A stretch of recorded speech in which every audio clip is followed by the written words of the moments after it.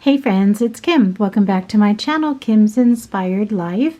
And today is Thursday, and it's hashtag Twinchy Thursday, which is hosted by our sweet, sweet friend, Crafts and Tea with JanetKay. So here are the Twinchies that I've created.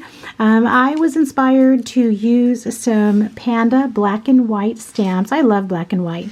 I'll use black and white all year long in any crafting that I can possibly do, but you know, got to use other colors too. So background paper I used were just scraps that I had, of course. So, well, everything is from my stash. And I already had this stamped and in my stash. So I had these small little starbursts already in there as well. So I like just this teal paper with pink and black and white. Those colors just go so nicely together. There's a little puffy little starburst that I have there. And then I just found this green bow. I think it was left over from St. Patrick's Day crafting, and because I only found one of them. And then I just used these fun little letters here to spell out love.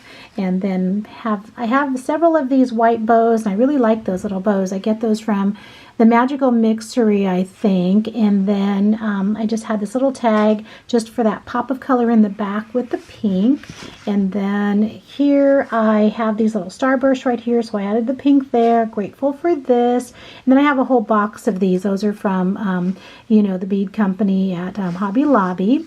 And then right here, feeling fabulous. And so, and then there's a little panda there, nice and simple. And then I have these two Twinchies right here. Oh my goodness, cat and dog, they are friends. And then I just had this scallop circle in the background, so I just put that as a contrast because, you know, to draw out a little bit of the brown there, and then stuck that flat back gold gemmy there. And then look at that fun little poodle right there, bow wow. And so I had a heart cut out that I put there on top of that scallop. And then added some pink bling right here.